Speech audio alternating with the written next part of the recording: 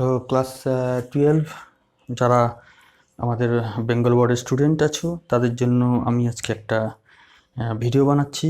কিছু রিকোয়েস্ট আমার কাছে এসেছে যে গাউসের থিওরি কুলম্বের সূত্র থেকে কিভাবে প্রতিষ্ঠা করা যায়, তো এটা আমাকে প্রুভ করতে হবে।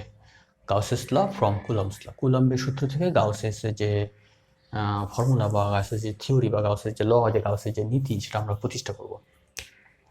এই জন্য আমরা ধরলাম যে সাপোজ এটা একটা কিউ চার্জ, এই কিউ চার্জ থেকে এটা পজিটিভ ধরলাম আমাদের এই মুহূর্তে, এটার থেকে আর দূরত্বে আমার একটা স্মল কিউ চার্জ রাখলাম। সো কুলম্বস থিওরেম যেটা বলছে, কুলম্বের সূত্র যেটা বলছে, কুলম্বের সূত্রানুযায়ী এভাবে লিখবে তোমরা, কুলম্বের সূত্রানুযায়ী কি না, এই কিউ এর মধ্যে ফোর্স হচ্ছে 1/4 epsilon naught q into q by r square. এবং যেহেতু এটা পজিটিভ, তাই জন্য এটাও যদি পজিটিভ হয় তাহলে প্রযুক্ত বলটা কিন্তু বাইরের দিকে হবে।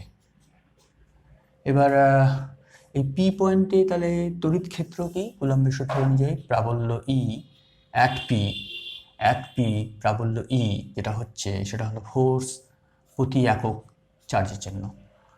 একক আধানের মধ্যে প্রযুক্ত বলকে আমরা প্রাবল্য বলি, সে পার ইউনিট কিউ, সো হয়ে গেল 1/4 epsilon naught q by r square. So এটা আমাদের কুলম্বের সূত্র, মডিফাইড ফর্মুলা হয়ে গেল যে প্রাবল্য 1/4 epsilon naught q by r square. এবার আমরা যেটা করতে যাচ্ছি, এই সূত্রকে কাজে লাগিয়ে আমরা গাউসের সূত্র প্রতিষ্ঠা করব। গাউসের সূত্রটা আমরা এখানে লিখে রাখি। গাউসের সূত্র কি বলছে, গাউসেস লকে আমাদের বলা আছে, গাউসেস লতে আমাদের কি বলা আছে যে টোটাল ফ্লাক্স, একটা বদ্ধ তলের মধ্যে দিয়ে টোটাল তড়িৎ ফ্লাক্স ই ডট ডিএস হচ্ছে তড়িৎ ফ্লাক্স ডিএস এর মধ্যে দিয়ে, ই ডট ডিএস হলো তড়িৎ ফ্লাক্স ডিএস এর মধ্যে দিয়ে, ইন্টিগ্রেশন ক্লোজ মানে বদ্ধতলের মধ্যে দিয়ে মোট তড়িৎ flux that is equal to বদ্ধতলে কত আধান আছে বাই এপসিলন নট। এটা হচ্ছে আমাদের গাউসেস, এটা আমাদের প্রুভ করতে হবে। আবার বলছি বাঁদিকে আছে দেখো ই ডট ডিএস মানে কি, ডিএস এর মধ্যে দিয়ে তড়িৎ ফ্লাক্স ই ডট ডিএস, সুতরাং টোটাল বদ্ধ তলের মধ্যে দিয়ে তড়িৎ ফ্লাক্স। ক্লোজ ইন্টিগ্রেশন মানে সমগ্র বদ্ধতল, ইন্টিগ্রেশনটা যোগ মানে ফ্লাক্সটা সমগ্র বদ্ধতলের মধ্যে করলাম, তাই জন্য close integration E dot DS, এবং রেজাল্ট হচ্ছে কিউ বাই এপসিলন নট হবে, মানে ওই বদ্ধতলের মধ্যে কতটা আধান আবদ্ধ আছে কিউ বাই শূন্য মাধ্যমের তড়িৎ ব্যত্যতা। যদি এই আধান আর এই আধানের মধ্যে মাঝখানে স্পেসটা যদি শূন্য হয়, অন্য কোনো মাধ্যম থাকলে সেই হিসাবে এটা কে বসবে, যাকে আমি যাচ্ছি না শূন্য মাধ্যমে করাচ্ছে আপাতত। তো আমি এটা আনবো এখান থেকে আমি এটা আনবো। এই জন্য কী করলাম, সবার প্রথমে যেটা করতে হয়, নিয়মটা কি, নিয়ম হচ্ছে আর কে একটা করবো কি, আমরা একটা প্রথমে গাউসীয় তল কল্পনা করব। আমরা প্রথমে গাউসীয় তল কল্পনা করব, এবং আমরা নিয়মের মধ্যে জানি যে গাউসীয় তলটা এমনভাবে কল্পনা করবো যেন ওটা এই কিউ বিন্দুর রেসপেক্টে সিমেট্রিক হয়, আধানের রেসপেক্টে সিমেট্রিক হয়। তাহলে বিন্দু আধানের রেসপেক্টে সিমেট্রিক গাউসীয় তলটা কি হওয়া উচিত, এটা গোলীয় গাউসীয় তল হওয়া উচিত, গোলীয় হওয়া উচিত। সো আর কে ব্যাসার্ধ করে আমি একটা গোলক চিন্তা করলাম। সো আর কে ব্যাসার্ধ করে আমি কি করলাম, একটা গোলক, আমি প্রথমে আর কে ব্যাসার্ধ করে একটা গোলক আঁকলাম। ওকে, আমি একটু অন্য কালিতে আঁকছি। সো আর কে ব্যাসার্ধ করে আমি একটা গোলক আঁকার চেষ্টা করি। সো আর কে ব্যাসার্ধ করে আমি একটা গোলক আঁকবো। সো এই যে একটা গোলক আঁকলাম, এই যে আর কে ব্যাসার্ধ করে আমি একটা গোলক আঁকলাম। এটা কিন্তু গোলাকার, এটা হচ্ছে কিন্তু বৃত্তাকার না, বৃত্তাকারের তো সারফেস হয় না। সো এটা একটা গোলাকার তল, গোলীয় তল, এবং এই গোলীয় তলটাই হচ্ছে আমাদের বদ্ধ তল। এটাই হলো আমাদের গাউসীয় তল, এই গোলীয় তলটাই হলো আমাদের গাউসীয় তল। সো এটাই আমাদের গাউসীয় তল। So this is our Gaussian surface, Gaussian surface. এবার আমি আবার একবার বললাম যে যেহেতু এটা পজিটিভ আধান, সুতরাং এই বিন্দুতে প্রাবল্য কিন্তু বাইরের দিকে হবে। সো এটা হচ্ছে আমাদের প্রাবল্যের অভিমুখ, এবং এই বিন্দুতে প্রাবল্যের মান হচ্ছে ই। একটা জিনিস বোঝার ব্যাপার আছে, দেখো গাউসিয়ান সারফেসটা যেহেতু গোলাকার হয়ে গেল, সুতরাং এই বিন্দুতেও আমাদের কিন্তু প্রাবল্যের মান, ই হবে, কিন্তু অভিমুখটা হবে বাইরের দিকে। এই বিন্দুতেও আমাদের প্রাবল্যের মানটা কিন্তু ই হবে, কারণ আরটা সব জায়গায় সমান। যে সমস্ত জায়গায় আর সমান সে সমস্ত জায়গায় ই সমান, যে সমস্ত জায়গায় আর সমান সে সমস্ত জায়গায় ই সমান। যেহেতু গোলীয় তল, গোলক এটা একটা ব্যাসার্ধ আর, অর্থাৎ ব্যাসার্ধ আর গোলকের পৃষ্ঠে প্রতিটা বিন্দুতে কিন্তু যেহেতু ব্যাসার্ধ সমান আছে, সুতরাং প্রাবল্যের মান কিন্তু সমান হবে। সুতরাং এই বিন্দুতে কিন্তু আমাদের প্রাবল্যের মান কিন্তু ই হবে। কিন্তু একটা জিনিস হচ্ছে কি, অভিমুখটা কিন্তু আলাদা হয়ে যাচ্ছে। অর্থাৎ এখানে প্রাবল্যের অভিমুখ এদিকে, এখানে প্রাবল্যের অভিমুখ এখানে, এখানে প্রাবল্যের অভিমুখ এখানে। ঠিক আছে, এবার আমরা কি করলাম, পি বিন্দুর রেসপেক্টে আমি ছোট্ট একটা এরিয়া চিন্তা করলাম। পি বিন্দুর রেসপেক্টে ছোট্ট একটা এরিয়া চিন্তা করলাম। এর ভ্যালু আমি বললাম, এরিয়াটার ভ্যালু আমি বললাম হচ্ছে ডিএস, এবং এরিয়াটার যে অভিমুখ, এরিয়াটার অভিমুখ কিন্তু এদিকে, এটা হলো এরিয়ার অভিমুখ। সুতরাং এরিয়ার অভিমুখ হচ্ছে ওদিকে। এবার আমি যদি এই বিন্দুর রেসপেক্টেও যদি চিন্তা করি, এটা আর একটা সারফেস, এবং এখানেও কিন্তু এরিয়ার অভিমুখ এদিকেই হবে। এখানেও যদি চিন্তা করি, এখানে আর একটা আমি সারফেস চিন্তা করলাম, এবং এখানেও কিন্তু এরিয়ার অভিমুখ কিন্তু এদিকেই হবে। তা দেখা যাচ্ছে যে এই গোলকের উপরে এরকম ছোট ছোট অনেক ক্ষুদ্র ডিএস কল্পনা করব, এবং প্রতিটা ডিএসের অভিমুখ কিন্তু বহির্মুখী, অর্থাৎ ই এর দিকেই হচ্ছে।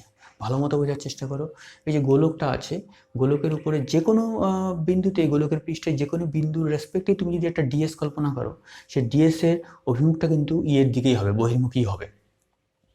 সো আমি সবার প্রথমে বললাম যে তাহলে পি বিন্দুর রেসপেক্টে যে আমি ডিএসটা নিয়েছি, পি বিন্দুর রেসপেক্টে যে আমি ডিএসটা নিয়েছি, তার মধ্যে যে ফ্লাক্স কি, তার মধ্যে যে ফ্লাক্স হচ্ছে E dot ds. E dot DS এটা হচ্ছে আমাদের পি বিন্দুর মধ্যে দিয়ে যে এরিয়াটা আছে তার মধ্যে যে ফ্লাক্স, অর্থাৎ ডিফাই। ডিফাই হলো ই ডট ডিএস। ডিফাই হলো ই ডট ডিএস। ডিফাই হলো ই ডট ডিএস।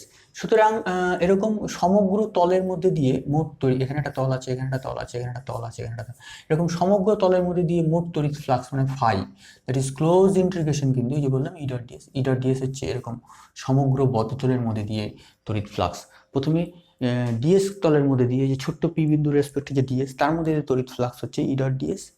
তাহলে এরকম ছোট ছোট যে সমস্ত তল আছে, যেটা মিলে গোটা গোলকটা তৈরি হয়েছে, এরকম ছোট ছোট তল সবাই মিলে কিন্তু গোটা গোলকটা তৈরি করছে, তাদের টোটাল সাম আপ কিন্তু আমাদের গোটা গোলকটা কিন্তু তৈরি হয়েছে। সুতরাং এরকম টোটাল সারফেসের মধ্যে দিয়ে মোট তড়িৎ ফ্লাক্স, তো আমরা বলছি ই ডট ডিএস এর ইন্টিগ্রেশন করবো, বাট ইন্টিগ্রেশনটা কি ক্লোজ সারফেস, সারফেসটা ক্লোজড। এবার একটা জিনিস বোঝার চেষ্টা করো, সেটা হচ্ছে এই, এবার ইন্টিগ্রেশনটার দিকে তাকাও, যে ই আর ডিএস কিন্তু একই দিকে। যে কোনো বিন্দুতে আমি বললাম না ই যেদিকে ডিএস সেদিকে, আমি বললাম প্রতিটা বিন্দুতে ই এবং ডিএস কিন্তু একই দিকে আছে। সুতরাং ই আর ডিএস যেহেতু একই দিকে আছে, তাহলে ই ডট ডিএস এর ফর্মুলার মধ্যে বসে হচ্ছে ই ডিএস কস থিটা। এখন থিটা হলো 0 ডিগ্রি, কারণ ই এবং ডিএস একই দিকে থাকাতে তাদের মধ্যবর্তী অ্যাঙ্গেল হয়ে গেল 0 ডিগ্রি। সো ই ডিএস কস 0 ডিগ্রি। এবার কস 0 ডিগ্রি কত হয়, 1 হয়, সেটা হয়ে গেল ক্লোজ ইন্টিগ্রেশন ইডিএস। হয়ে গেল, ম্যাগনিচিউডে চলে আসলো ই এর পরম মান আর ডিএস এর পরম মান। এবার আরেকটা জিনিস দেখার চেষ্টা করো, যেহেতু আমি এটা গোলাকার তল চিন্তা করেছি, অর্থাৎ গোলকের পৃষ্ঠের প্রতিটা বিন্দুতে কিন্তু ই এর মান সমান, যেহেতু গোলকের পৃষ্ঠের প্রতিটা বিন্দু কেন্দ্র থেকে সমান দূরত্ব আছে। প্রাবল্যটা তো কিউ তৈরি করেছে, যেহেতু গোলকের পৃষ্ঠের প্রতিটা বিন্দু, যেহেতু